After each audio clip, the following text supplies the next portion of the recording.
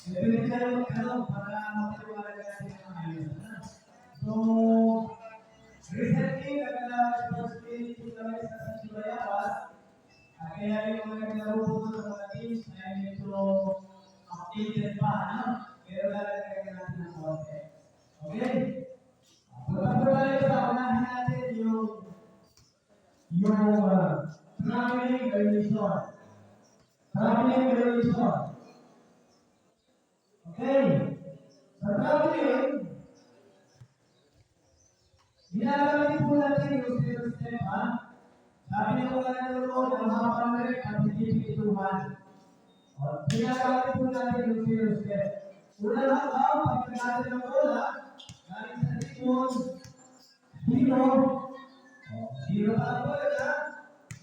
Zero, one, turn, liap. Yan. Dito po, may zero step tayo na tinatawag, ha?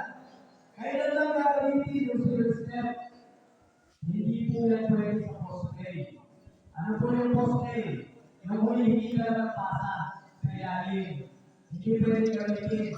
Ginagamit ka ang zero step kung kaya attack going to basket, hindi kaya ay nasa transition pass-play tayo. Galing sa pasa, continuous motion. Doon lang natin gagamitin yung zero step. Ngayon, marami pong gumagawa ng tinatawag natin yung step o payment step.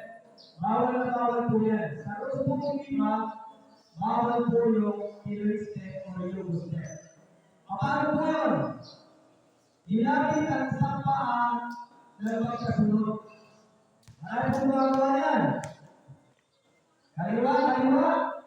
Tinigil na kaliwa. Ang isa sa kaliwa, violation po tayo. Ang tawag natin dyan ay state-post landed prosecutivity. Dapat, kung tinigil na kaliwa, ang kasunod ay kanan. Ayan. Ano? Ang kanan, violation. Kaliwa, violation. State-post landed. Paano po yung jump stop? Jump step. Pwede ba ba ako makakalisa? Pwede. Mag-express na pa tayo, ha? Dito na ako, dito. Good. Express po tayo. Mag-express na pa tayo. Ano? Huwag mo naman itigil ng matagal. Backcourt violation. Ito, ulit-ulit po namin pinapaliwanag. Galing tayo sa backcourt. Mapunta kami doon sa frontcourt. Kaya gamit ko ang bola sa isang paa. Kaya iba yung isang paa, pwede pa akong bumalik. Kaya gamit ko yung dalawang paa, naiwan yung bola, pwede pa akong bumalik. Clear po tayo? Kailangan nakatawid yung dalawang paa, kasama yung bola. Pag nakatapak, violation na po yun. So yun po yung backcourt, ano? O ngayon, may tinatawag tayong airborne. Mababa kami. Nauna ako sa kasabi ko, para dito sa likod. Nakatawid na ako. Ipinasa ko sa kanya, galing sa likod. Ito po malinaw, airborne, backcourt violation. Backcourt violation tayo doon, ha? Paano naman kung ganito? Nadulas sa saunahan. Pinasa ko dito. Ano po yan? Violation ba yan o backcourt violation? Malagyan nyo. O players! Sige daw! O ito yung kanina ha, nasa una na ako. Ipinasa ko sa kasabi ko, may iba sa likod. O violation ha, backcourt violation. O dito naman, ibang senaryo naman to. Ako yung nasa likod, siya nasa una na. Ang pasa ko, tumawid siya. Good po ba violation? Good tayo. Di ba paliwanag kanina, kailangan makatawid doon na yung dalawang paa at bola. Nasa likod pa nga ako, pati yung bola. Pwede ba ba bumalik? Pwede, kaya pwede pa siyang bumalik. Clear? O yun po yung ating backcourt violation.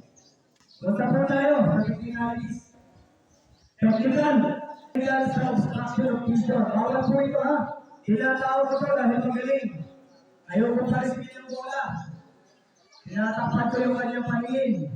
May technical tayo dito. Obstruction of vision. Yan, bawal po yan, ha? Ano pa yung kasunod? Benching. Titira yung player. O dito, maraming gumagawa nito, ha? Ate, ang ginagawa ko, kahit hindi tumama yan, basta na yan, ang tawag natin yan, disconcerting. Disconcerting yung tawag. May technical po tayo yan. Ano sa Tagalog yung disconcerting? Iniilaw mo yung player. O ano katulad dito? Sa free throw line. Ay, jumper ka.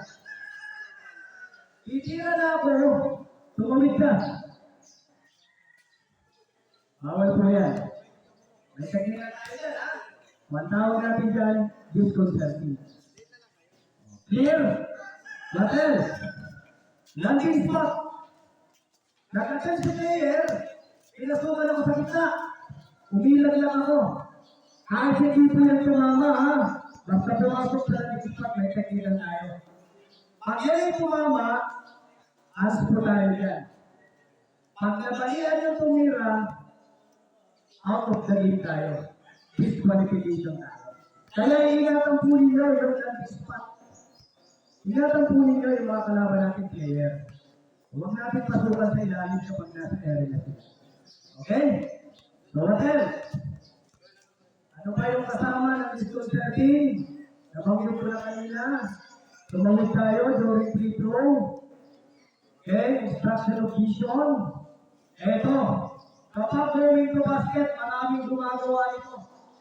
Ang tawag po ng iba dito, crossing. Wala pong rules ng FIBA na crossing. Baka yan ay crossing na naman. Ang tawag po natin dito, moving under. Moving under. Iiyak na ako. Ano dito magaling sa sana? Yan. Iiyak na ako. Moving basket. Dito malapit. Dito sa mo ako sa ilalim. Yan. Kahit hindi po tumama yan. Kasi naiiyak yung player. Ang mga players, delikado yan. May technical tayo yan. Ang tawag natin, moving under. Huwag nyo lang pasukan sa ilalim kapag moving to basket.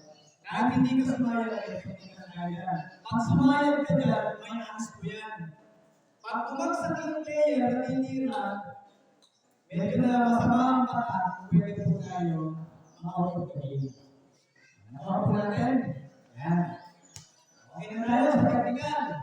Siyempre, kasama rin din yung mga pamamagali ng players na loob. Reklamo ng reklamo. Kung ano sinasabi sa referee. Ingat kayo. May kasama po kami referee. Kung hindi po ako sa responsibility sa pagsinulihan. May nagreklamo ng Jens. Anong ginawa ng referee? Hindi ba yung video? Tinawag yung reklamo ng video. So, yung video ko na.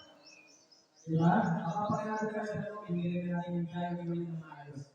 So, ano, kami hindi nyo yung lang sa kalas na hotel. Kasi magaling siya eh. So, sana hindi mo mabot ka naman. Kaya sabi nga yung post kanina, respected tayo. Nagkakamali po ang referee. Kahit nga sa PBA, sa NBA, sa mga major leagues, nagkakamali po yung referee. Isa lang po ang malinaw. Wala kami kinakampi sa sila.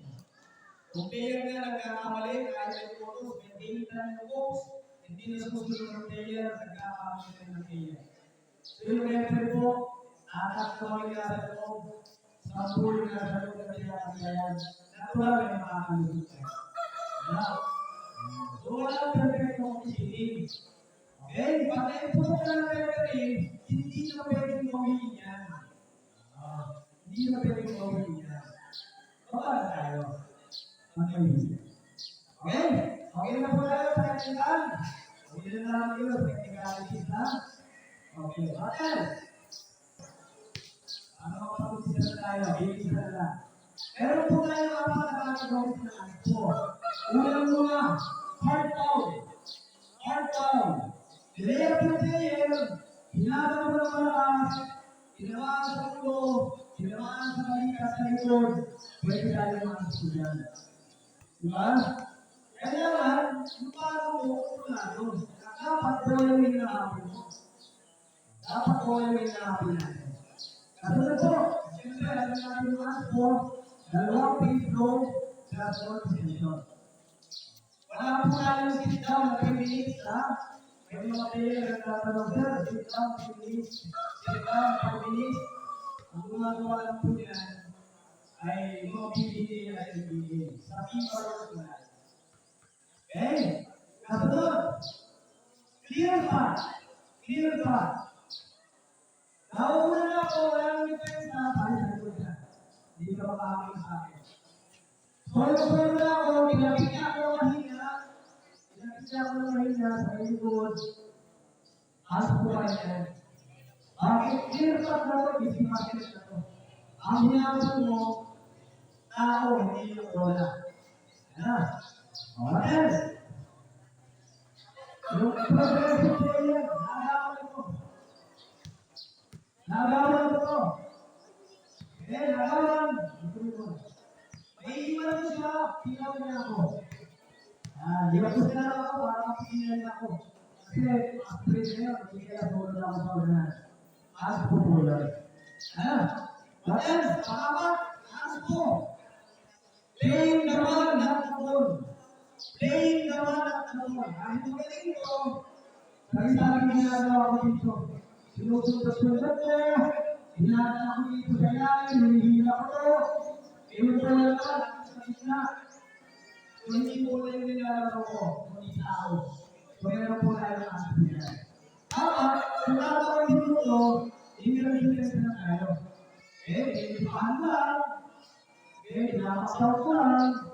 Pero kung sa isari yung ginagawa ko dito, hindi lang yung damit.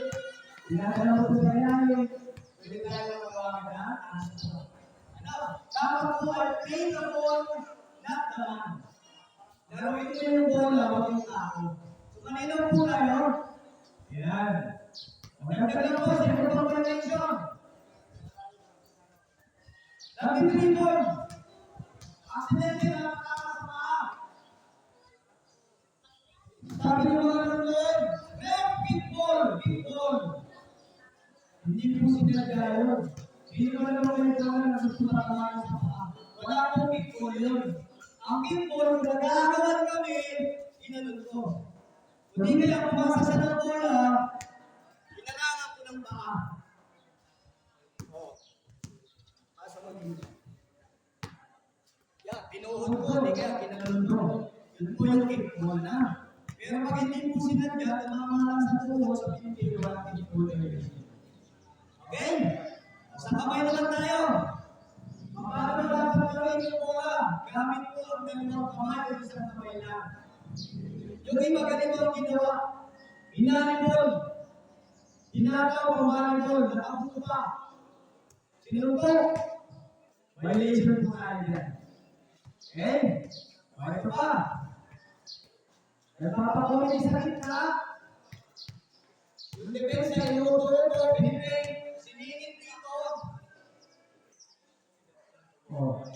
Ano po talaga singil? Violation po ito. Ano tawag ang violation doon? Illegal touching. Sabi ko sa inyo, paano dapat gawin yung bola? Gamit lamang ang mga kamay. Isinuot sa damit. May mga gawa po yan, isinuot sa damit. Violation po ito. Illegal touching. So yung po yan sa mga rules natin na madalas ka nangyayari. Okay, sa ito po tayo, throwing. Pag ibigay sa iyo ng referee yung bola, may violation, pwede lang po tayong gumalaw ng 1 meter. Isang hanggang 1 meter step, pwede tayo na right. Pero kung hanggang na ako ng isa, wala akong pasaan, makapag ako ng isa, violation na ito. Throwing violation. Yan. Ang bigay sa iyo ng referee, nalagyan. Bumatas sa ulit, violation na po yan. Papasa ka, dahil ka. Nakasadot sa loob. Violation na. Hindi na pa. Violation po yan. Inuha na ng kampi. Nasa kamay ko pa, violation po yan. So yun yung mga common violation na. Siyempre yung 5 seconds in on. Dahil sa shoot. Kuha yung bomber. Tumakbo dito. Tumakbo dito. So pwede po yun. Basta hindi ka abutin ng 5 seconds violation. Yan. Ayun po yung ilan sa mga violations na. Kasi ano po? Ano? Wala na. Laro-laro na lahat. Okay, yun lang po. At muli, magandang umaga po sa akin.